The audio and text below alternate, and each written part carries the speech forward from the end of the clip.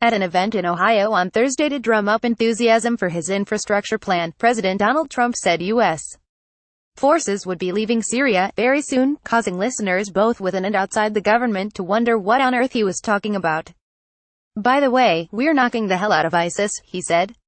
"We're coming out of Syria, like, very soon. Let the other people take care of it now. Very soon we're coming out.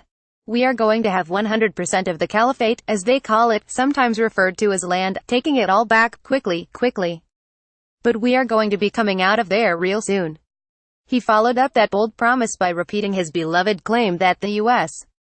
had already spent $7 trillion prosecuting its various wars in the Middle East, which is not even close to accurate, and adding that, if we kept the oil, we wouldn't have ISIS, because surely plundering Iraq's most valuable resources would have engendered no ill will towards the U.S. and kept radical Islam at bay. A speech full of whoppers like these, there's a good chance Trump was blowing smoke when he said we'd be leaving Syria soon, especially as this was just one of many bizarre non-sequiturs with which he peppered his characteristically unfocused speech. After all, Trump is well known to play fast and loose with facts when he gets into rally mode. Nonetheless, what we have here is a statement from the president asserting some vague timeline for the withdrawal of the 2,000 U.S. soldiers currently on the ground in Syria helping allied Syrian factions recapture territory from Islamic State militants, along with the civilian officials from the State Department working on stabilization efforts in these areas. The statement came as news to the Departments of Defense and State. A defense official told CNN that Trump's statement contradicted military commanders' assessment of the situation in Syria and their recommended course of action, while State Department spokesperson Heather Nauert said she was not aware of any policy to withdraw U.S. A quick withdrawal from Syria is also at odds with what literally every relevant official has said on the matter in the recent past, including Secretary of Defense James Mattis, incoming National Security Advisor John Bolton, and both former Secretary of State Rex Tillerson and his designated replacement, CIA Director Mike Pompeo.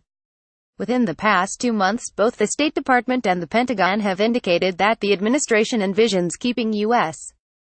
soldiers on the ground in Syria and Iraq indefinitely and furthermore, sees no need to ask Congress's permission to do so.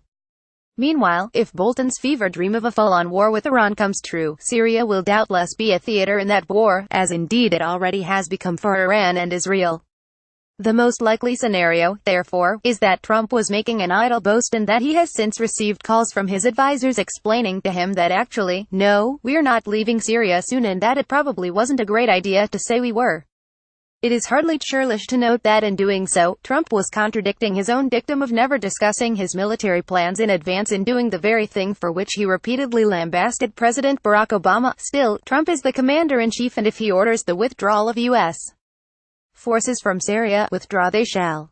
But if the president did indeed mean what he said, there are a couple of reasons why a speedy disengagement from Syria might not be in the best interests of the U.S., Syria, the Middle East, or the world. Thus far in 2018, the U.S. role in Syria has become more complicated, not less, as the war itself has grown even bloodier and taken on new dimensions. Right now, Syrian government forces backed by Russia and Iran are close to driving the last rebel faction out of eastern Ghouta after a relentless campaign that has killed hundreds and displaced hundreds of thousands.